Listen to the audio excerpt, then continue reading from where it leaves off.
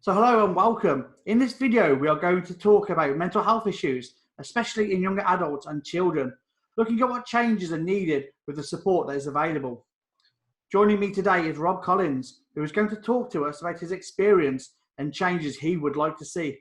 So hello, Rob. Thank you for joining us. Yeah, you're right, Scott. You're right, mate. Rob, today we're going to talk a little bit about things that you've experienced and the change that you'd like to see. And obviously we'll talk a little bit more about Mitch's Law, which I'm sure you'll explain to us during this. But just to start with, can you just tell us a little bit about your story and your experience? On the 21st of April last year, Easter Sunday, me and my wife, Lise, we got up earlier than normal, considering it was a Sunday, placed Easter eggs in the garden to follow a family tradition of an Easter egg hunt. We sat down, we had a couple of cups of tea, and then Lee said to me, she goes, "Who are you going to get up first? Drew, Mitch?" I said, "Oh, I'll get Mitchy up. He's the more challenging one to wake up."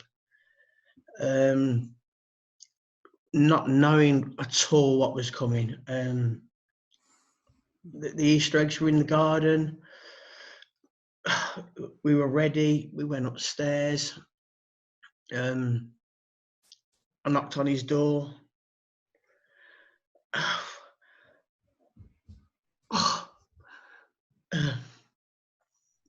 I opened the door, looked over to his bed, and I said out loud, I said, "Mitch, why aren't you in bed?"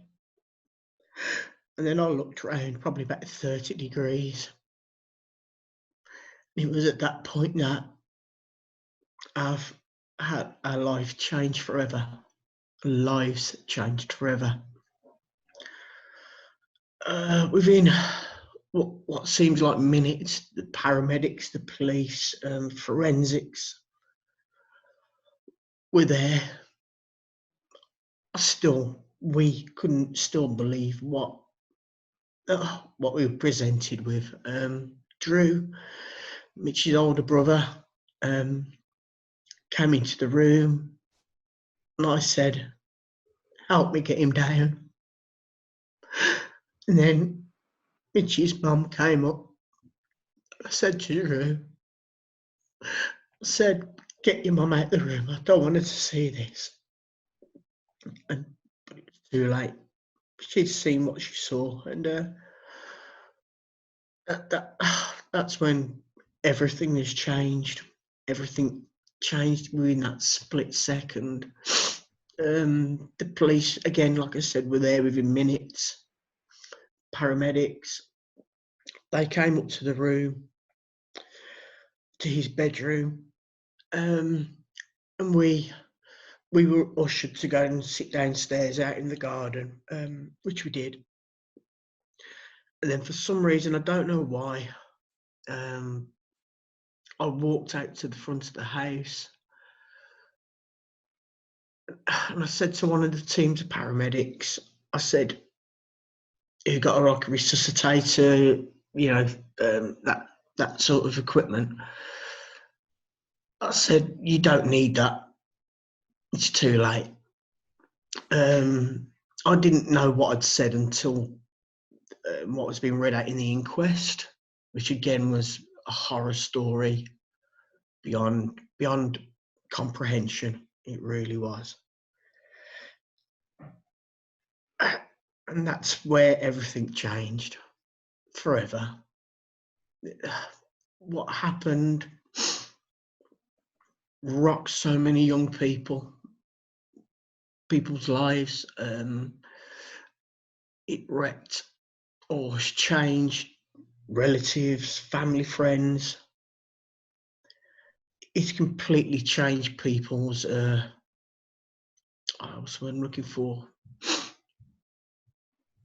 Perception, outlook. I can't quantify exactly how that can be explained.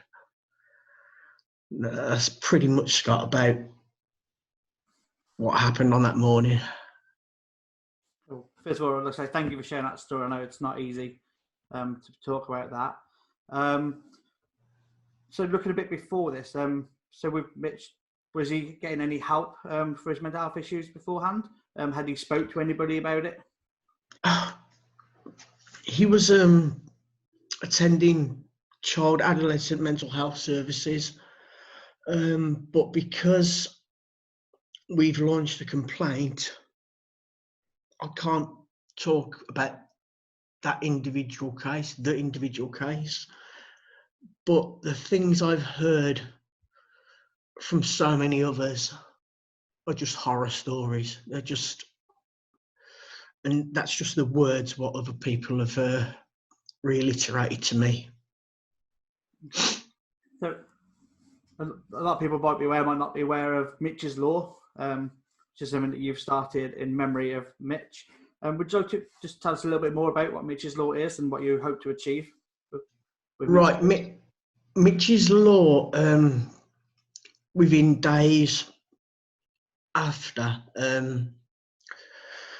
I overheard the wife on the phone. I can't, Lise, I mean, I don't know who she was talking to, but she said, I think it was to a school teacher, that she wanted something to be Mitch's Law, which basically is funding set aside and ring fenced so it can't be used for anything else but supporting young people's mental health in schools, colleges, universities. It has to be there. So the money could be used, could be to help local charities like the charity we support, Reach Out, who do amazing, absolutely phenomenal things for young people to stop them getting into crisis. The charity I'm on about, that they get to people who are struggling with whatever social pressures that are brought through social media, and such an array of issues and pressures that young people have to have.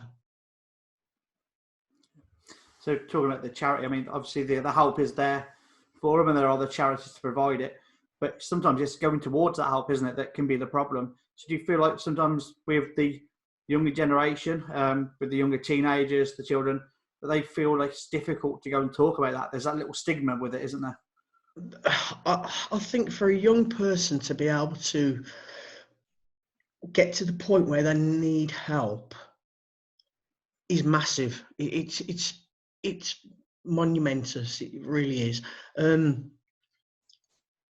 But for when they get to the point where they're asking for help from strangers, and from what people have said to me, that support has not been there through, I suppose, through the National Health Service regarding mental health, lack of resources, lack of people with the empathy to do such a role. Oh my God, when you get a GP say to you on a personal level that people in the profession of mental health services are leaving because they're not getting the support and the service they need to do their job effectively and to bring change or have some form of impact on young people's lives, well, to me that speaks volumes. That absolutely says pretty much all of how bad the situation is, regarding government, parliament. I'm not trying to politicalise this. There needs to be a system, a group of people accountable for one, researching and trying to establish the multitude of reasons why people are suffering, young people are suffering with mental health. Why has there been such a spike, and to a point that you could call it an epidemic, in young people having to refer themselves? When you get a parent say to you, that the doctor says you're better placed, this is to the mum, you're better placed to deal with your young person's mental health than we are. We can't do anything. What the hell is that saying? That is just, I can't even comprehend. I can't even put into words. One, the rage. Two, the drive for change. And most importantly, the need to help young people with this. From there up, I mean, as a parent yourself who went through this, it must feel like you're kind of having the responsibility shifted onto you away from like the doctors and that, like they're passing it all back to you and like they're not dealing with the situation.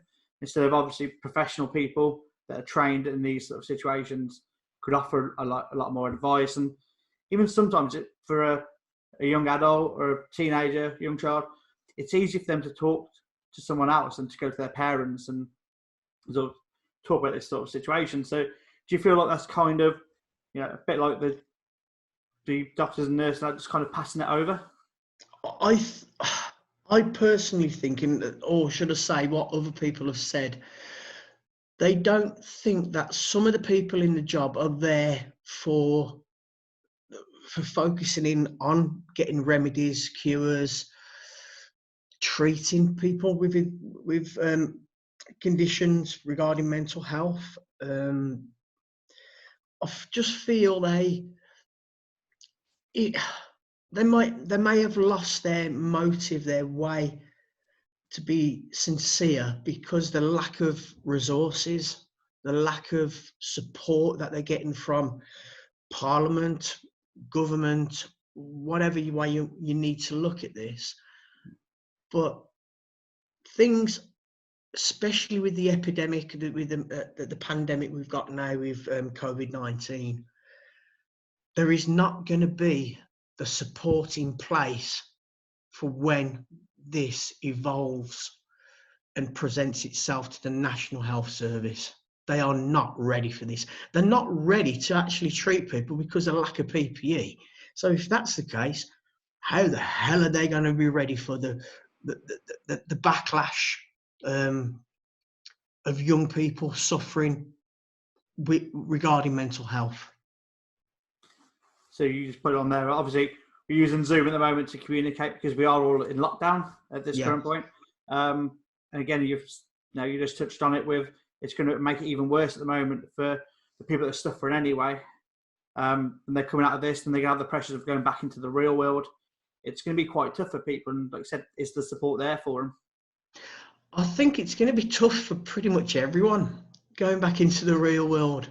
So when you've got people that are suffering from anxiety, depression, or a magnitude of conditions, it's going to be even more impactful on them. And this is what we need to be conscious about. We're grown adults of, okay, some of us of a fit mental state, but let's be ready for what's coming ahead. This is going to be a tsunami of emotion, and there needs to be a response to it. Okay, so change away from that a little bit. Let's talk a bit more about what you're doing to kind of help make the change and to help get Mitch's Law out there. So there's a petition online, I believe, at the moment for Mitch's. There is a petition under change.org, lack of services regarding young people's mental health. We are close on 10,000 signatures. We're less than 1,000 signatures away, which is amazing. The petition seems to jump and stall. That is there so we can push this message to Parliament. And I don't say government, I say Parliament, because it's got to involve every political party regarding a cross-party committee dedicated to tackling the reasons and how they're going to get over the challenges with young people's mental health. What we will be doing, and it's been on TV already, we're going to be walking from a bench at our boys' school, in memory of Mitch, with a plaque which says "Always talk," because that's what I believe is a key factor in allowing people to be able to express the frustration, the depression, everything to do with their own mental state. We'll be walking, it's 126 miles plus, which is going to really kind of hurt at some time, I think, to Parliament, 10 Downing Street. Mitch's older brother, Drew, will hand over the petition to the relevant or whoever, the MP, responsible for such sectors of the parliamentary measures in place. What we are doing is Bryn, who is the head of Wolverley High School, wants to walk a significant number of stages on the walk. The walk is taking, is going to be over 22 days. Hopefully things are going to change, maybe with COVID. But originally was planned for the 2nd of July to arrive at Parliament or at Westminster on the 24th of July to hand over the petition and hopefully have live TV with the actual meeting with whatever MP is there to actually host the meeting. We're also, and Bryn is on the case with this, he's been in contact with some of the schools on the route to allow young people, because it's about young people, to walk and carry the flag down, all the way down in parts to Westminster. So just to look at how people watching this video can help you with that, because obviously there's a lot you're doing there, and walking that distance is a fantastic thing. I mean, I wouldn't like to be walking that far, so we're going to help you as much as we can. So I suppose the first thing that people can do to help is to sign the petition. So we will put the link to the petition in the description below. If you do feel like you want to help, then please go on and sign the petition. But how can people help you with the walk? I mean, have you got your accommodation sorted? Do you need any help along the way? Can people walk with you? It's been spoke about, but I don't know where it's at. That the college where we work, Kidderminster College, is going to supply one of the minibuses as a support vehicle. One for people that may be struggling to walk the whole stage, and so they can get them safely back to their vehicles. In places where it's quite remote, going out to Alcester, round that way, down into Warwickshire. It'll be a place that we've got some form of refuge for the night. Yes, at the moment, trying to get the accommodation has been a bit of a sticky wicket, to be fair. Yeah. But people on the route, if families, people that have some sort of form of connection with young people's mental health, if they could help, that would be huge. That would be really huge. And I'd rather people be charitable and give the support for and the accommodation or shelter overnight along the route, and that would be the best form of support that can go along. There's teachers from schools, there is young people from schools, there are people from where we work at the college, colleagues, young people that we teach and love. They have offered to walk along this passage to Westminster. The first time I even mentioned it was immediately after we released the balloons by order of the Peaky Blinders at the wake. And I just mentioned it off the top of my head. I said, I'm walking to London, I'm walking to Parliament. And the response, the immediate response from young people that I teach that also attended the wake and the funeral, it was overwhelming. And it kind of set the bar for where the walk or how the walk is going to progress. Yeah. And, you know, it's ballooned beyond what I could have ever imagined or ever envisioned. So what we'll do, Rob, is we'll get the list, unless you know it in your head, of where you're going to be going and where you'll need stops, and we'll put that in the description as well. So if anybody can look in the description and see if you can help along the way, even if it's just a bit of support for Rob, or if you know of anywhere that we can get some accommodation for him, then please get in touch. We'll put on some contact details as well into the description below, some email addresses, so you can help. If you can help Rob, get in touch with us and we'll get him to Parliament.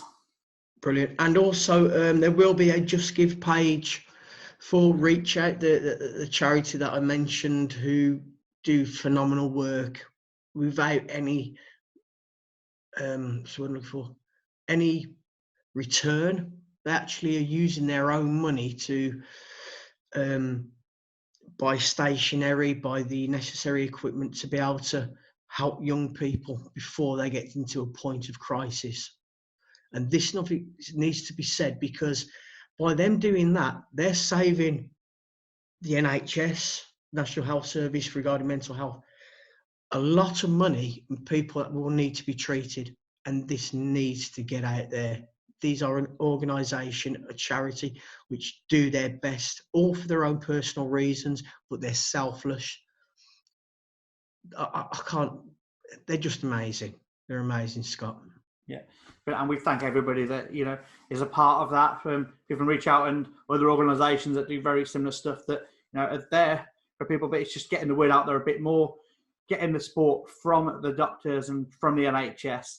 Yeah. You know, and also just making people aware, like the younger adults aware, that they can go and talk to people. You know, it's not shameful. There's nothing wrong in it. We all need to talk to people at times. And, you know, the help is there if they need it. Yeah, and maybe it'll even inspire other areas of the UK to start charities to help young people and young adults.